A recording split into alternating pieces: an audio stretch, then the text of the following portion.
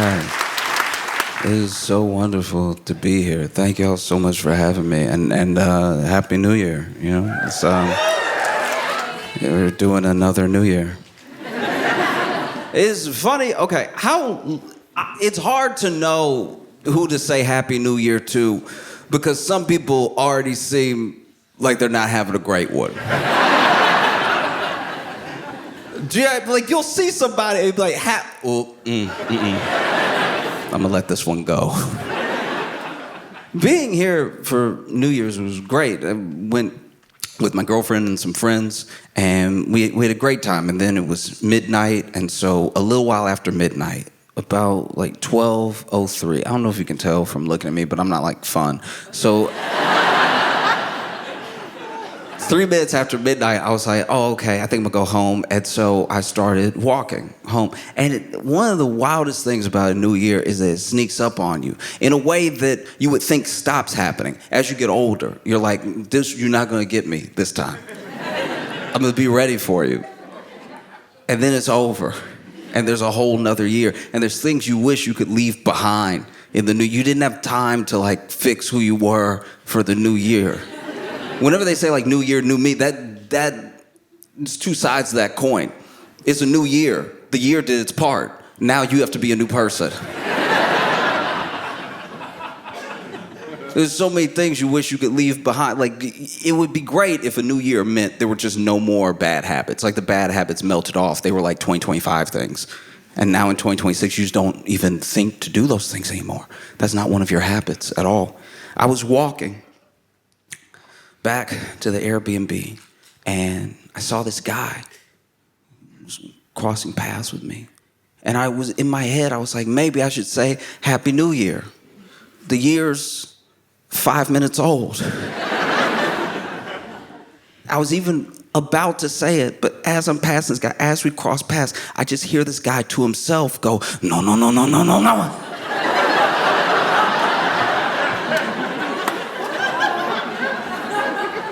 And holding his stomach so tight. No, no, no, no, no. And I knew he wished he could have left it in 2025. I've been having a great time eating here, because y'all forget, y'all take for granted. I don't even know everyone in here, but I know what I'm saying is true. You take for granted that your food is food. And like, your food is food. I live in the US. I live in America, where the food is food shaped.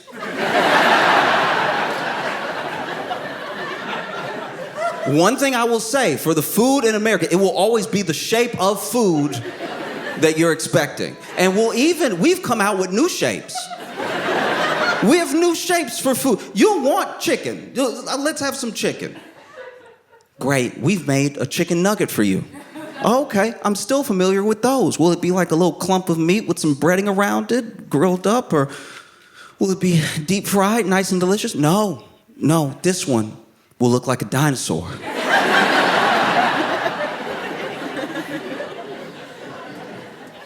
Is it dinosaur meat? No, it's chicken. Or at least we say it's chicken, but it's dinosaur-shaped meat. All the food will be the right shape it's supposed to be, in the shape of the food that you think you're buying. But when you eat it, you're like, you got me. This isn't food. We literally have a show where we shape all manner of things and ask the question, is this cake?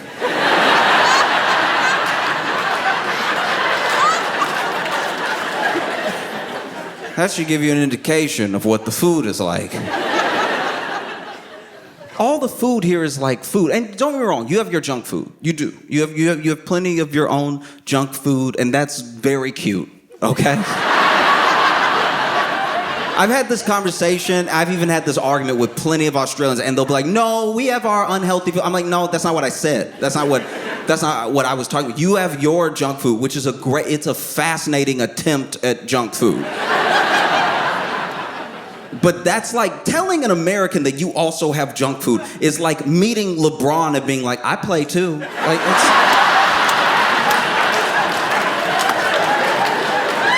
You can't even begin to understand the levels of junk food we have reached. We are the king. And not to come over here and tell you that America's better at something and be a real American about it, but like we are very good at junk food. We're so good, we're dying. We're dying in droves. We can't stop dying, but we also can't stop eating because we went in the lab and we were like, they won't be able to say no to this concoction. Your food is like food. That's crazy. Full food. Like it has, like you can feel nutrients hitting. You can feel, okay, look. I know this is a bad example, but you know like when somebody does drugs on TV and then because they don't have enough time to show what actual drug use looks like, or maybe they don't want to, they make it look like drugs happen like that, like immediately, like someone does the drug and then they're like, ugh, like it's... Okay, that is what your food is like. When I'm eating it, I'm like, that is what wow. I had steak here. I had steak. And I felt like, after I ate the steak, I felt like I could fight.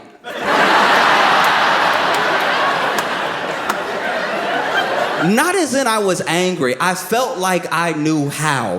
Because so much protein had gone into my body. And like actual protein, not the protein that we put out. Because in the US, we have lots of protein. We love making everything protein-packed. Protein will make up for how much sugar we also put in the thing. So then we'll have protein on protein on protein. So if you eat this, that's all your protein for the day. And you want to be big and strong, don't you? And then you eat that protein and then they'll make a commercial a couple months later where they're like, hey, did you eat this protein? We're so sorry. That was poison. That was like actual rat poison that we put in there. It was the same color as our protein mix. And so you understand how mistakes get made. But here I was eating, wow. Whoa. In the U.S., we have foods that you don't have here that are like junk food, but we also have flavors that y'all don't have here because you have like laws out of self-respect, and so the law here, it'll be against the law to bring that flavor here. Someone, and I don't even know if they're here, then congratulations to you, more power to you. But I imagine they're not even here. Someone from a long time ago was like tasting things from other places, and then they were like, "That's good. No, what's that? Oh, that's great. Yeah, bring that." And then they had some flavors from the U.S. and they must have died. They must have promptly died because you don't have those flavors here, and they're like illegal to bring here. But we love them in the U.S. A child's favorite flavor won't even be a flavor that you're thinking of.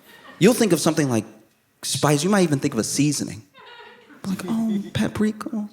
A little bit of pepper. Oh, this is so good. No, I'm not. You're talking about like seasoning from food. You're used to food.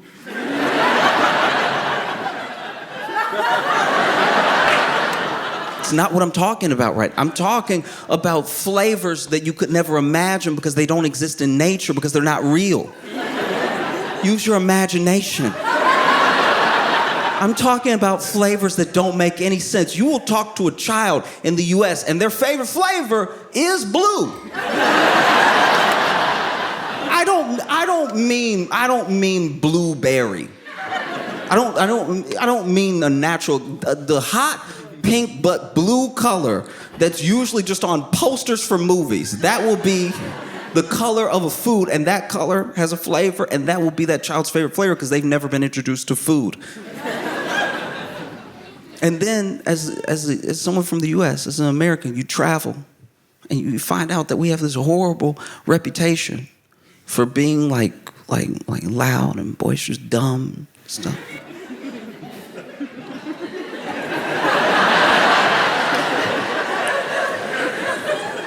And everyone, I don't care where you're from, everyone has at least some shred of national pride where they want to be like, no, we are not. I am not the worst of us that you may have met. Right? Everyone has that thing. And so you're inclined, when you hear these rumors about the U.S., you're inclined to be like, no, I read all the time. I read and I'm perfectly easy to get along with and everything. What would make you think that we're What would make you think that we're this way? And then they'll tell you a story that once you hear it, you can tell that they're telling the truth. They'll tell you a story that breaks your heart a little bit. They'll tell you about meeting like a nice American family that actually were, well-behaved, perfectly pleasant people, but they seemed a bit dumb. And you're like, why are you judging them? That's a prejudice that you think they're dumb. And then they'll tell you, we had a conversation and, the mom and the dad were perfectly nice people, but then we turned and, the child was trying to get his mom's attention and we said hello. And he said hello, and then, they were talking. And the kid was looking up and saying, Mommy, can I have something? And then we asked the kid, oh, yes, what would you like? What's your favorite? And the child was like, my favorite flavor is blue.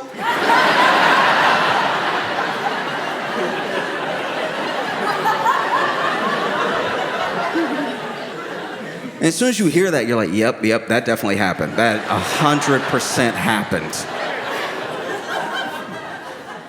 We make attempts at food. We still have the fruits and vegetables for sale in the U.S. They're there. You can buy, if you went, you could buy them. You would see them there. And you would even think, you would walk in to a grocery store and you'd be like, this is just like a Kohl's. Look, it's basically a Woolworths. And then you'll bring the produce home and you'll eat it because they can't fool you forever. And you'll take a bite of like a blueberry. I remember when I had my first blueberry of this trip and my first blueberry in Australia, period. Because I've been several times now. And I had my first blueberry and I was like, wow, whoa. It makes you want to strangle someone for keeping the secret of blueberries from you. Everybody walking around all nonchalant. Smiling, acting like the blueberries here aren't good. I see you keeping secrets.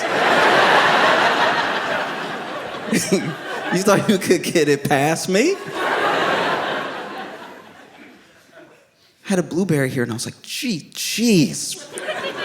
What is, wow. Did that thing where you don't want the food to be over. I did that weird thing where, I bought several blueberries. I didn't buy just one blueberry. So it's like, I don't know why I was like Oliver twisting it, but like bought this blueberry and then I was just...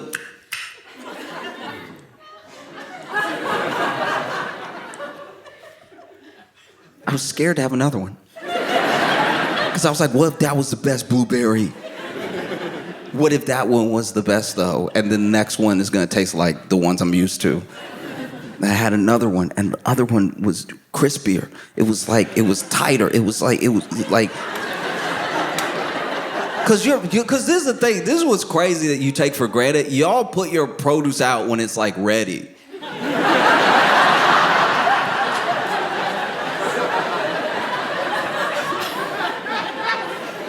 Don't let the U.S., anyone in the U.S. but me, I'm the only one your secret is safe with. Don't let them come over here and find out that you put out the avocado when it's ready. That's not what's happening in the U.S. I'll tell you about it in a second. But the blueberry, it was tight. It fought me a little.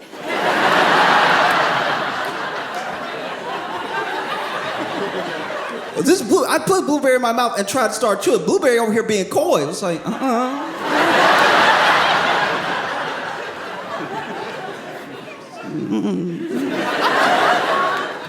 No. What are you doing? Okay. That's not what's happening. In the U.S., you have a blueberry, and it is blueberry shaped. They play a mean game. It's blueberry shaped. It's even, you pick it up, it's even blueberry weight, and then you pop it in your mouth and you start chewing, and you're like, this is a nipple. There's no way that it has no give to it. I'm still chewing. This is crazy. The avocados here. The fact that you can buy it And it's like, you could, you know what I mean? You could eat it that day. You could not. You could save a day. In the U.S., we do a thing with our avocados where we put them out as if they're gonna be food. And then it's a lottery that you can't possibly win of which avocado will be a ripe avocado. Because there are some avocados where you feel it and you're like, okay. And then there's the little test you can do. Like, oh, you know, if you press, just give it a little bit of push with your thumb. And if it pushes too easy, it's a little bit overripe. And if it has no push, then you might as well give it a year. I've had a couple of avocados here where I can admit they were a little tough, but still they were like ready. It was like they were put out with some sort of care. But the avocados in the US, you buy one and you're like, all right, I like to gamble. Let's play. And then you bring it home and one of two things happens. Either you cut it with a knife and you open it up, and you know how it has the seed in the middle. It will all be as hard as the seed, the whole seed. In fact, the first time I bought avocado in the U.S., I was like, I was living on my own, and there were a bunch of foods and a bunch of produce that I had never tried until I was out on my own, right? And so I remember buying an avocado and bringing it back and trying to cut into this avocado. You would think I was cutting the kitchen counter because it not only did it have like no give to it, but by the time I was done, I had actually cut through the whole avocado because the whole avocado was as tough as the seed. Or the second thing will happen. The second thing, which is you bring the avocado home, you put it on the counter, and it disintegrates in front of you. It gets so soft in front of you that you go to cut it, and it's like, no need, and it opens up. And you see a tiny demon's face. A little whisper of vapor goes up. And you lost.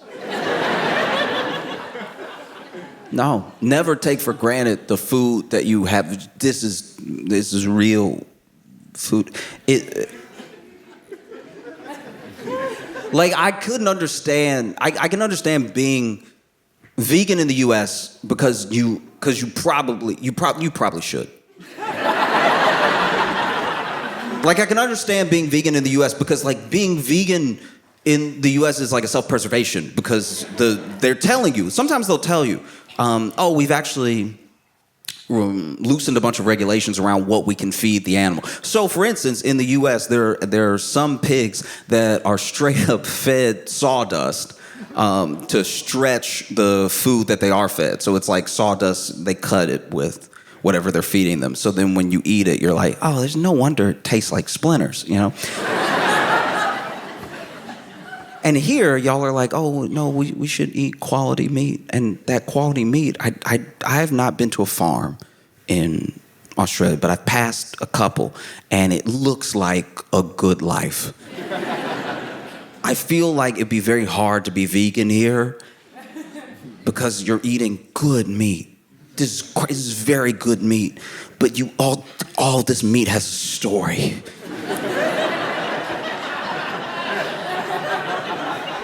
Every burger could have its own like Babe trilogy. You know what I mean?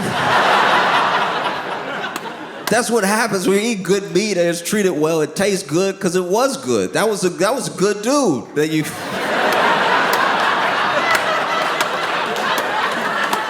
He was courageous. He was good to his friends and everything. That's why meat's so supple, you know.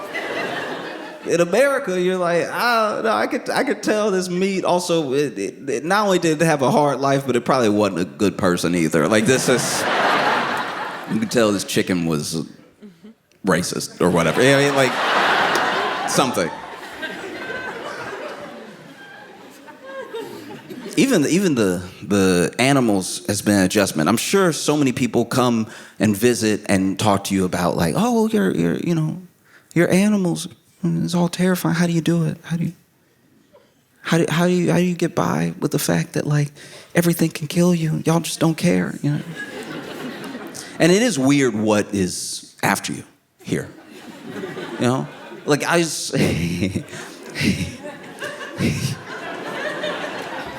I saw a spider here. Don't do that. Don't do that.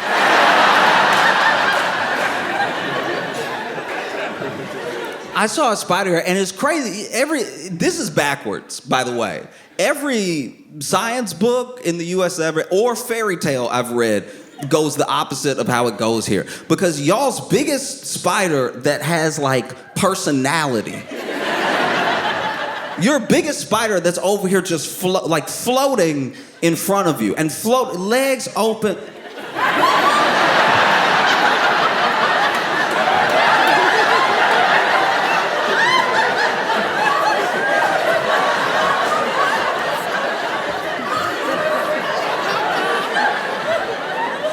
I don't know if this actually happened or if it happened out of fear in my head that I was filling in the blanks and stuff like that, but I could swear I heard it. It was in front of me. Like, yeah, I mean, like it had a chuckle like an uncle. You know?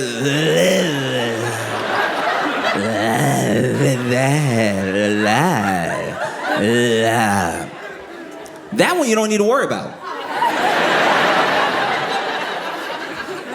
Y'all will walk up to that one, let it crawl in your hand, open a door, and toss it out. That's crazy.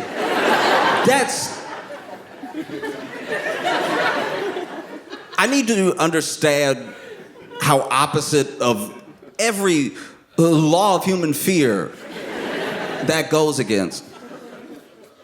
Meanwhile,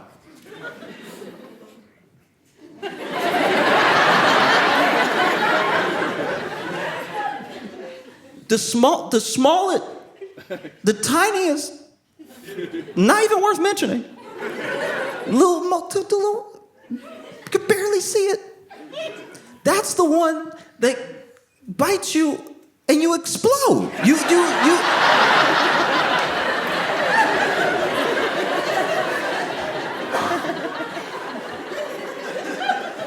I've watched it happen. I was watching this nature documentary, and this dude, it's funny because maybe it wasn't a nature, actually, okay, to be fair, that was, I don't know, it was probably, I don't know if racist is the right word, but it was probably bigoted of me to be watching this Australian guy talking and see spiders and assume it was a nature documentary. He may have just been living his life, but like, there was a huge spider. There was a huge, it was in his face too. And the cameraman was following him, and it caught right up to him because he turned and it was right there, right? And it was over.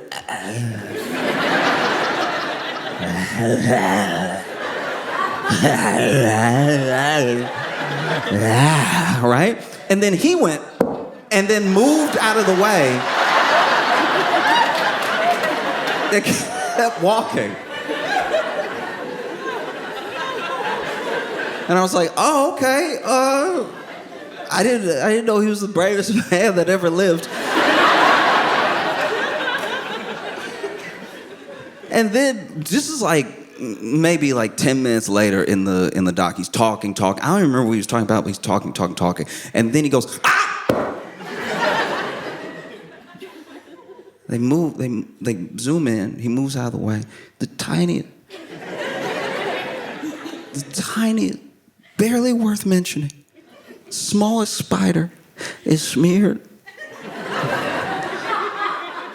on the wall, and then the camera goes back to him, and he's like,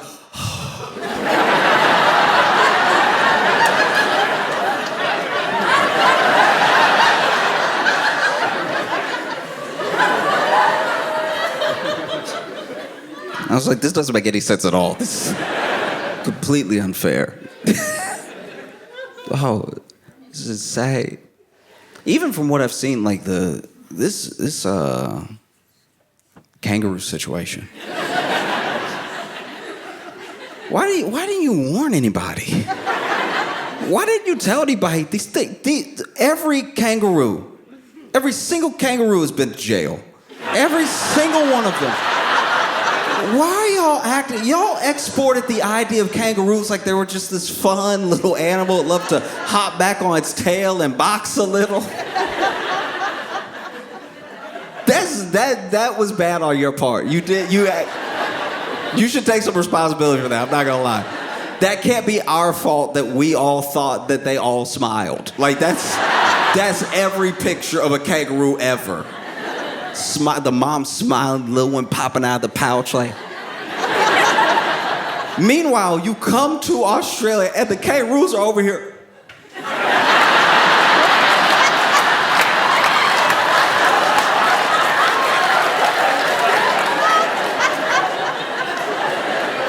Every kangaroo looks at you like you just said something you shouldn't have said about its mother. That's insane. You didn't tell anybody that they had claws. This is... Because y'all love to play these pranks on people who come visit. You love to talk about, like, drop bears and all this stuff like that. Y'all, forget the drop bear. You already did it with the kangaroo. Americans are going to come over here like, oh, there's one. Give me a high five, throat out. Nobody told us how strong these things were. The first time I even saw a kangaroo that was like real, that was like you know what I mean? Like the kangaroo, the way that y'all would see a kangaroo and keep driving. That one of those kangaroos, the first time I ever saw one was the one thing that you let slip. The one video you let slip to the rest of the world. The one. Where that guy, his dog was with the kangaroo. You didn't tell us that kangaroos love drowning dogs. That sounds like an attribute you'd want to get out there. Imagine if America just sent out an animal into the world, like an American, like, cow, right? An American cow, this is a prime American cow right here. And we just let people come see it.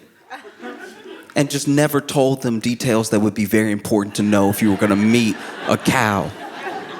Imagine if we were like, oh yeah, cow, yeah. You can go pet them if you want. Oh, by the way, they do stand up, so. Just be mindful of that, you know, when you walk up to them and everything. No, this kangaroo's over here. Kangaroos love to drown dogs.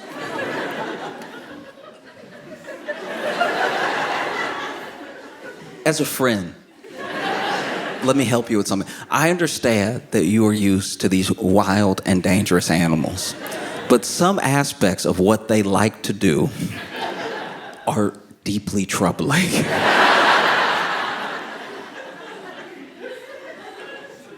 And so for you to not communicate first that the kangaroo, which we only know through y'all, loves to drown dogs. Do better, all right? Imagine if I had a friend who I was introducing you to, right? This is Stefan. Stefan's my buddy. I think you two will get on great. And then, years later, I'm like, oh, by the way, Stefan loved to drown dogs.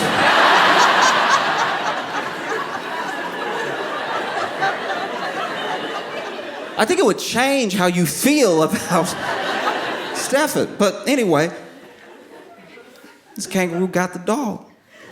And it's like, oof, what a great day. I'm about to do what I do best.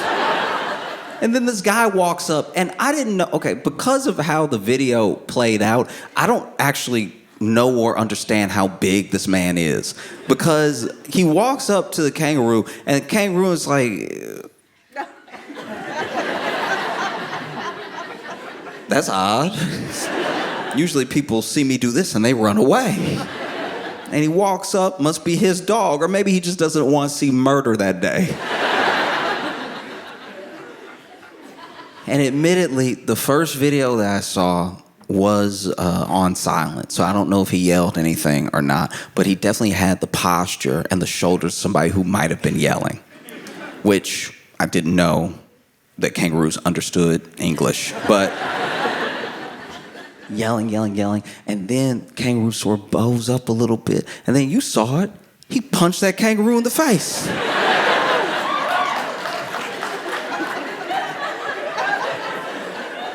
Punched the kangaroo in the face, and the kangaroo went.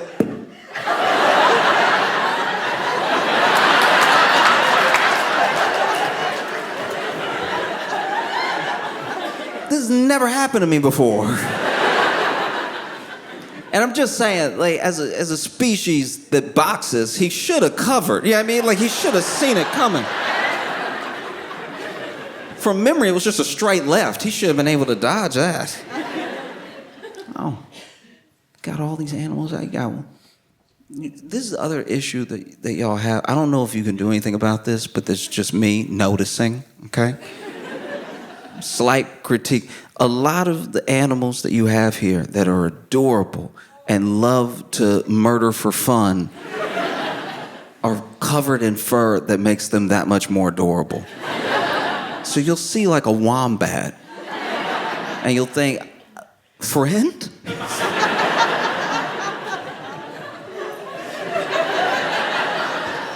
Hey, buddy. Hey, how are you? And then also, no one told you. You look at a koala. Once again, y'all just like let stuff slide. That should be the first thing you hear about this animal. You see a koala and you're like, wow, this is the white people panda. This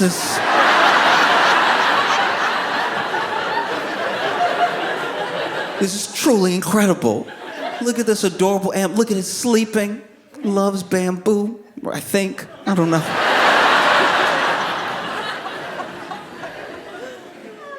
I went to outdoor, I don't know what you would even call it, because it wasn't like a national park or anything, but we went to this place that had koalas just chilling in the trees, and you could walk by and take a little picture of the koala and keep walking and everything. And I saw this koala turned and looked at me. And I was like, oh. It was like melting my heart, genuinely. I was like, oh. It was like meeting a dry penguin. It was like, oh, this is happening right now. Oh, I've seen it in books and now it's here. And then as soon as it turned to me, it was like,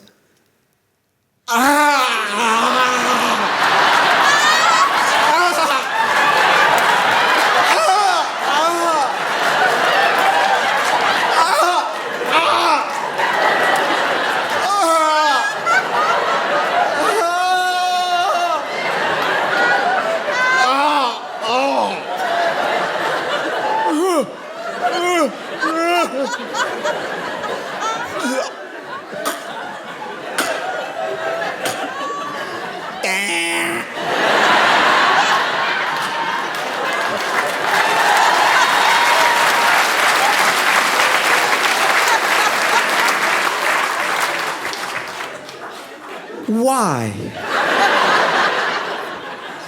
It's the people of Australia. With all of your tourism efforts and with all of the digital footprint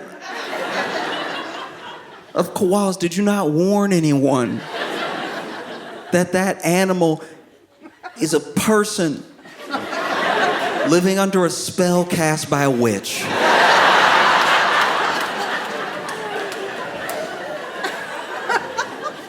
It's the only way to describe what I heard. But it's just normal. I'll tell you one thing. I used to live in Chicago, and I'll tell you about this night that I had. It's not the whole night. It's more just as in one instance where I used to do these open mics all over Chicago. I would go anywhere that there was an open mic. And I would do these like what they would call like mixed open mics as well, where it was like music, comedy, magic. You could do anything. And then I would go to the comedy open mics. And then every once in a while, if it was a storytelling open mic or maybe poetry, I'd ask, like, I would tell them, I would warn them that I was going to do comedy. I wouldn't just act like the whole thing was a poem.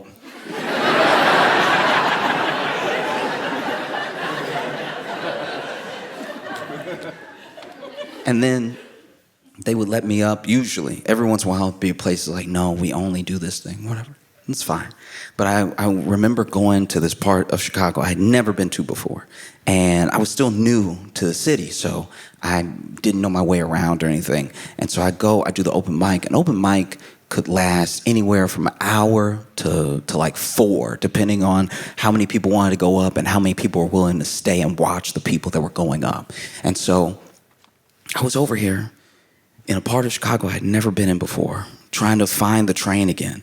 Because I used my phone on Google Maps to find where the open mic was. But because I walked so long and then took a bus and then walked some more, I had no idea where the train was going to be to get me home. And it was already 1 a.m. And so I was beside myself because I was like, okay, I got to get up at 5. What have I done to myself? And so I'm looking for the train. I'm walking around and put it into Google Maps, and I'm confused because it's like, it says like this stop has maintenance. So I'm like, okay, I guess I gotta go to the next one. And I'm walking. And as I'm walking, I see this guy that is across the street from me in this abandoned lot.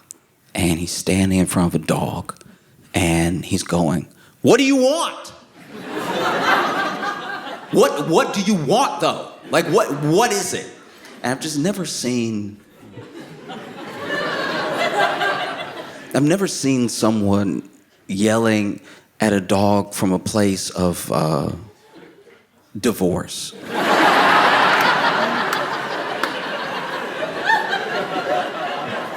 Do you know what I mean? Like, because it wasn't like, what do you want? Like when a baby's crying or something, you're at your wits' end. It was like, I'm done. What do you want?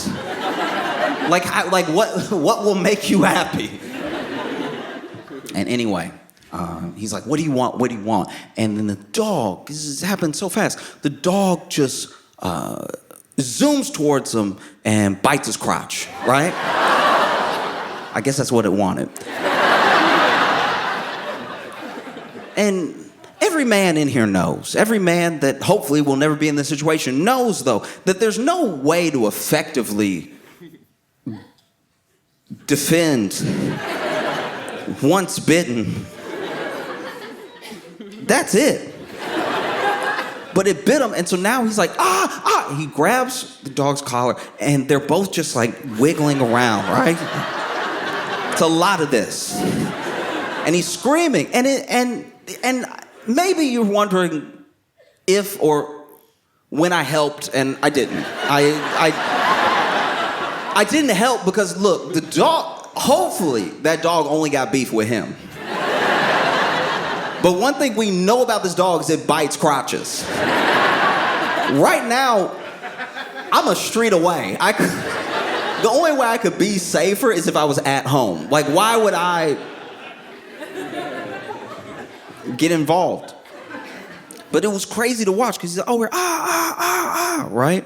And then right as this dude turns like this, right?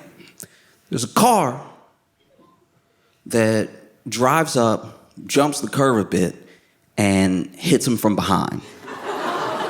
Okay? It doesn't hit him that hard. It was already slowing down, but it hits him to where his legs go up. And the dog lets go, the dog runs off, and then a guy gets out of the car and looks exactly like the guy that got bit. Like, he gets out of the car, and I'm like, it's him. It's him not bit. It felt like a moment from a movie about time travel. Where maybe this is what went wrong in that man's life. Maybe he got bit and then he was never able to make it work with the love of his life because she was like, I love you, but you bit. Like, we gotta be friends. So then he went back in time, got a car that decent. It was like, I don't know, looked like Kia Sorrento or something like that. But then drives up and it's like, oh wait, I focused so much on the time travel that I didn't plan for this moment, what I would do, and I'm late too, because I was supposed to catch myself before I got bit, but now I'm being bit. Maybe the only thing to do, maybe the only thing that'll break that dog's grip is if I hit myself with that car.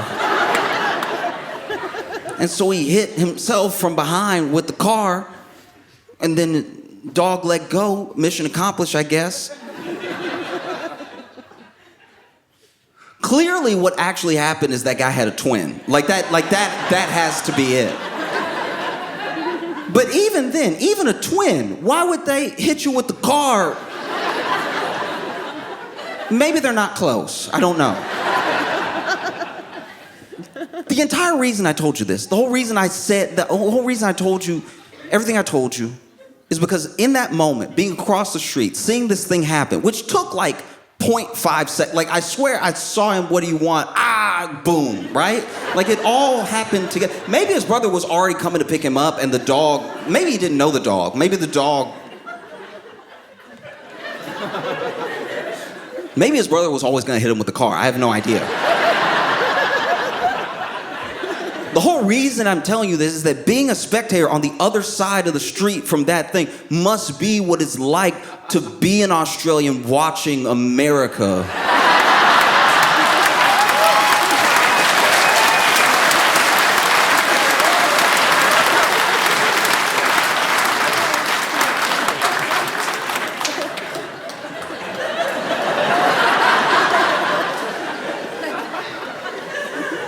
Because just like me, it's not like y'all are coming over to help or anything.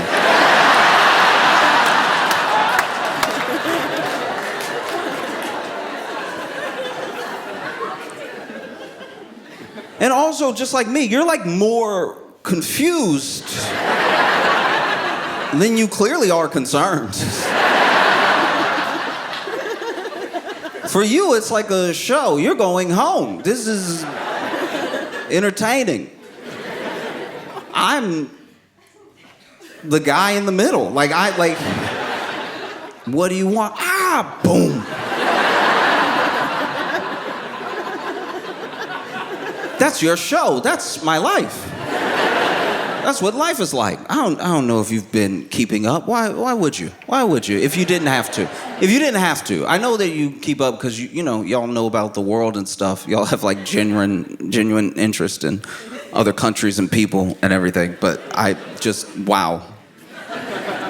If we knew you were watching.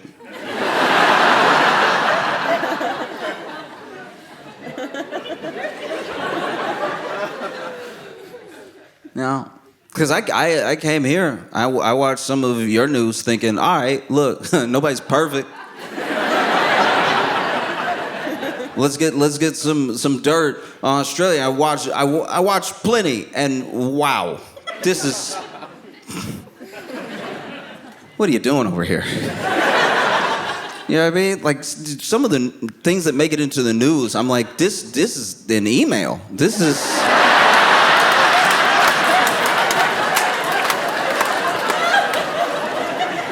Like every country has its problems, don't get me wrong. Like every country has its problems, its tragedies and everything. I'm not saying nothing happens or that there aren't issues. I'm just saying that most of what is put out there to stay in the know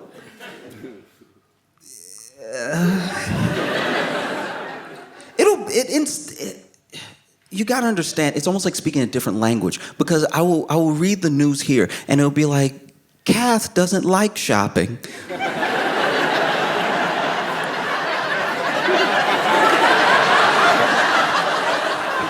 She hates going to the grocery.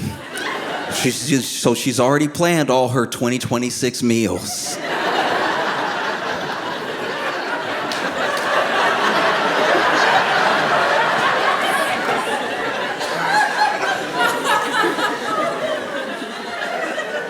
Meanwhile, in the U.S., our local news, not a national story, local news will be man set on fire by man on fire.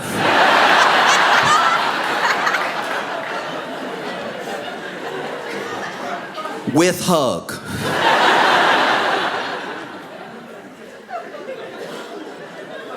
This is crazy. Yeah. No, this is very bad. In case you're not aware, our president, he is definitely now, as one could infer without any doubt, with complete certainty, in at least every other page of the Epstein files. Like it's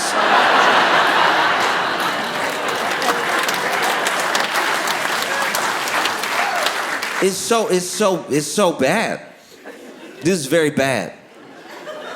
I know it's hard for you to relate because over here, if someone was like in something that doesn't even rise to the level of the Epstein files, right? Like y'all kick people out for like missing a comma in a memo. Like y'all like, this is unbecoming. Meanwhile, in the U.S., okay, so the Epstein files, in case you're not aware, there was a dude named Jeffrey Epstein who was... No, some people don't know. Some people... No, for real, especially here. Some people don't know. Some people, like, I know that as a country, y'all keep up with the goings-on of other countries and everything, but I'm telling some individual people here will not know. Kath doesn't know. There's no way that Kath knows about the Epstein files. I refuse to believe that we live in a world where Kath is up on all current events in the U.S., but just hates grocery shopping so much. She need all her time to plan all of her meals for 2026, a year that just started, a year that's barely unfolded.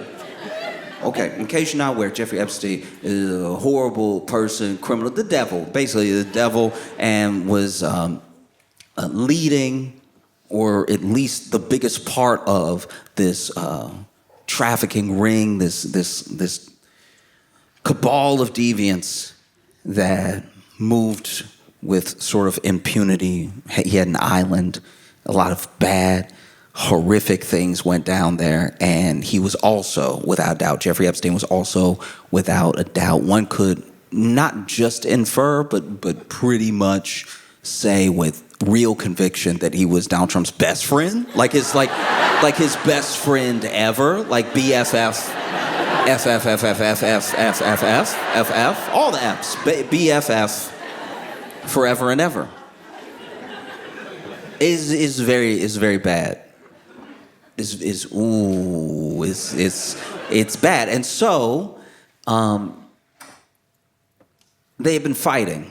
And when I say they, I mean like the House Oversight Committee, I mean Democrats, I mean generally people in the public of the U.S. have been fighting to get the Epstein files released. In fact, ironically enough, Donald Trump ran on being someone who would release the Epstein files. Now, he did not say those things specifically. The people around him were talking about how he was going to be the most transparent president of all time, and he would release things like the Epstein files because there was a big push to get people energized around something that could be controlled, like a sort of narrative, and then that could get people out and voting, and then maybe they would just do away with it whenever the time called for it. But what they didn't account for is that people actually care if there are billionaires running around all over the world doing like a trafficking ring.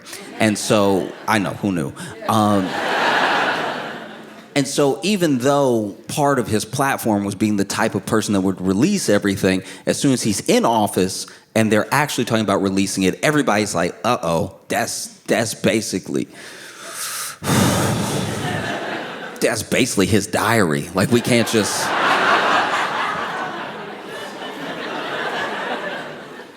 And so Trump fights it for months. I mean, the House is like kind of closed over it for a while. They're actually reps that they won't swear in because they don't want to have the votes. I'm saying this, the Republicans don't want the actual votes to be had for the release of the files.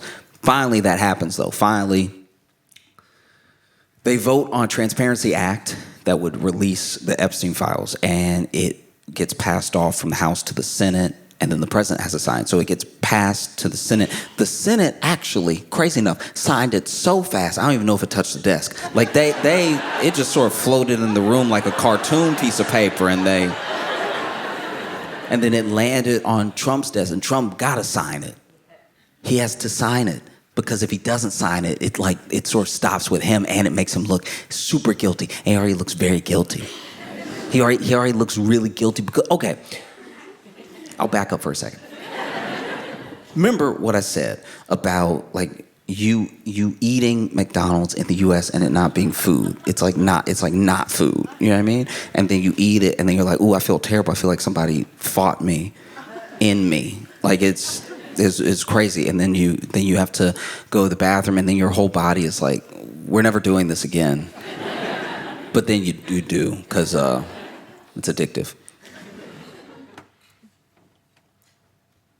And I know that like McDonald's here is not the same as McDonald's in the US. I know that because admittedly I've had some, and it doesn't do that to you. Like you actually, I bit the food like it was gonna do it. I was like,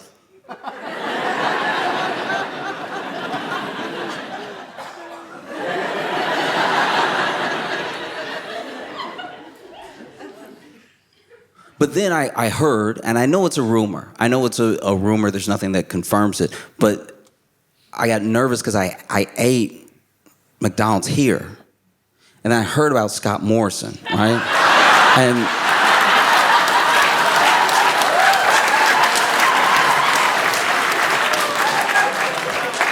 I was like, oh no, maybe it's not different. Maybe, because that's exactly what happens in the US.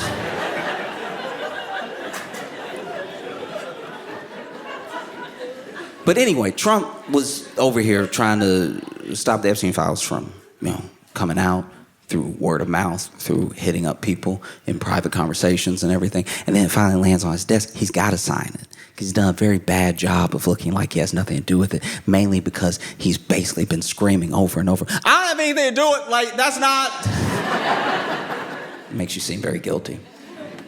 So he signs it. So then the Department of Justice, which if you visit the US and you are talking about the Department of Justice, you are allowed to go, Department of Justice? Like you can, because we aren't even sure. So then the Department of Justice had 30 days to release the Epstein files, which is crazy. Like, this is crazy. This thing that we thought would never see the light of day is supposed to come out by the law that the president signed in 30 days. And so then they waited until the last day. And they said they released it early, but by 10 minutes of the deadline at midnight. But they release it, and the head of the Department of Justice comes out and it's like, there's actually so many files that we can't even release them all today, which is against the law, because the law was for all of them. But we can't even release them today. We're going to release some today and some tomorrow and then some in the spring. They really tried to release the Epstein files like a season of Stranger Things.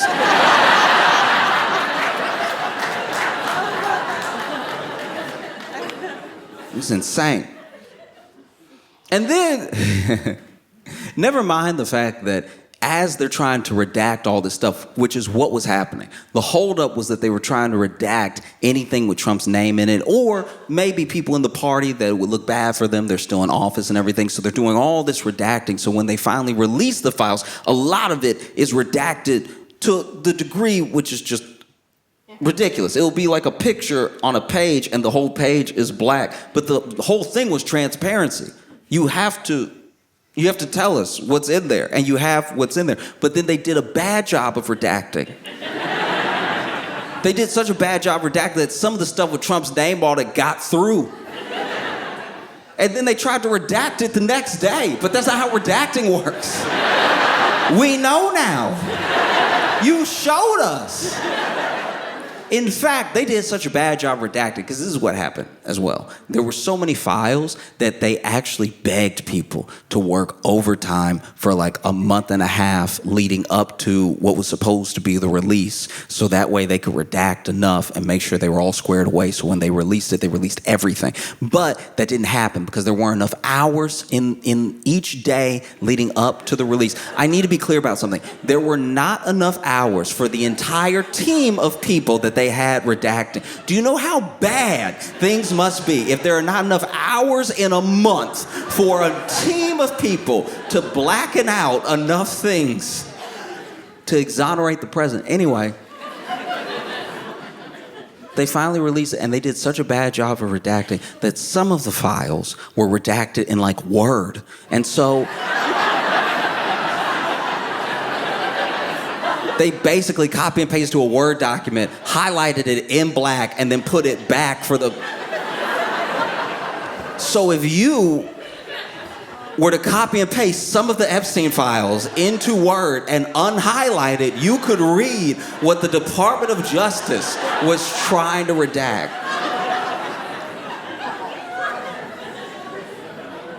Which is so wholly embarrassing as a country.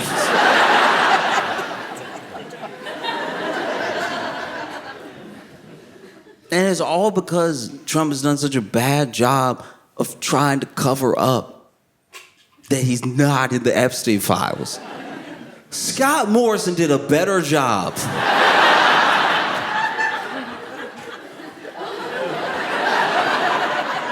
Imagine if Scott Morrison was over here. I was never at McDonald's. You'd be like, oh, it definitely happened then. That's... Why is he screaming? Yes, it happened. It's so embarrassing because it's to redact stuff we know. That was his best friend.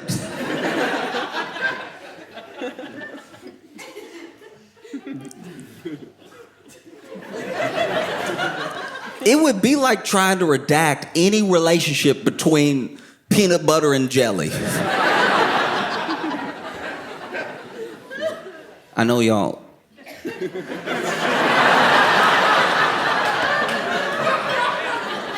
I know y'all don't roll with peanut butter and jelly like that. I know that.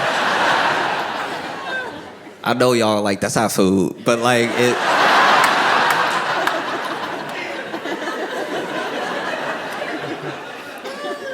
But to us it is.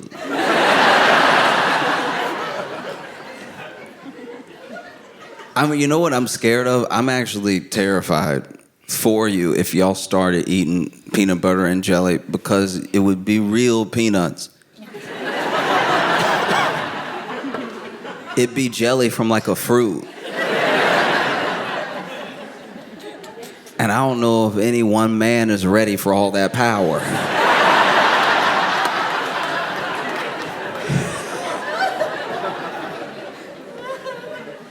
So we'll see. We'll see what happens. But this is bad. It's about as bad as getting bit in the crotch. And then hit by a car. And a whole country of people just watching.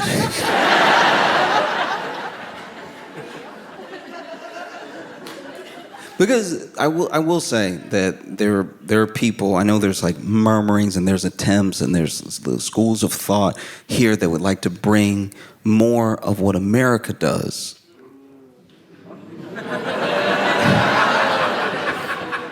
I'm just telling you what I've heard and what I've seen, and I'm just saying, as someone who lives there, don't.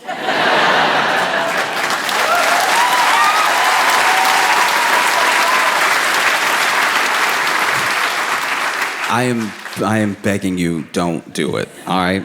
Because look, I understand. Every country is gonna have its problems, and every place is gonna have things that feel like they can be solved by taking a piece of what another place is doing. But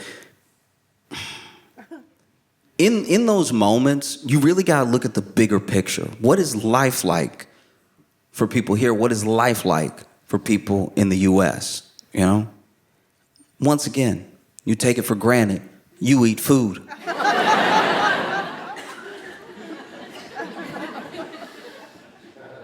You eat food, and there's a general belief system that seems to, from the people that I've talked to of differing opinions, both Aussies in the US and Australian citizens here, there is this general attitude, general mindset of the things that a government, a country owes its people. And those things are, I think they're a big part of why this is a great place to live. And I think that tossing them to the side for a little bit more of what America has, which is, I will say, a game. America has a game. You can play this game, and you can walk away with nothing, or you can walk away with millions. Spoiler alert, you won't walk away with millions. But the belief that you might walk away with millions allows you to give up things consistently. Give up your privacy, give up your data, give up your rights, give up the things that are owed to you by your country, by your government, as a taxpayer and as a citizen. And that's something I would never want to see happen here. There are beautiful things in the U.S. I'm not just trashing the U.S. all over the world. I'm just being very honest about it. But I just see people who have a genuine belief in what seems like an understanding of what it takes to take care of their neighbor. And when you take care of your neighbor, then eventually you are taking care of your country. You know, I understand there are things that I can't understand about living here. I'm not acting like I know the ins and outs of liberal versus labor or anything. I just know that when it comes to a quality of life, value for money, and being valued by your country as a citizen, there are a lot of things that you are doing right. I understand that you strive for more, and you should. You should keep fighting for the best possible world to live in, the best country to live in, nonstop, all the time. It doesn't mean that you can just pat yourself on the back and quit. It just means that what you're doing is working, whether you know it or not. Traveling opens your eyes to how people are living in different parts of the world. And I'm telling you, as someone who has started traveling and doesn't want to stop, I'm seeing all the ins and outs of places, and yes, what they may be lacking, but what they're really doing right. And I'm telling you, when I meet people, when I talk to people, for all of its problems and for all the things that I hope get better about living here, with living here, you're doing a lot right. A whole lot. And you can tell that you're doing a whole lot right because Kath is in the news.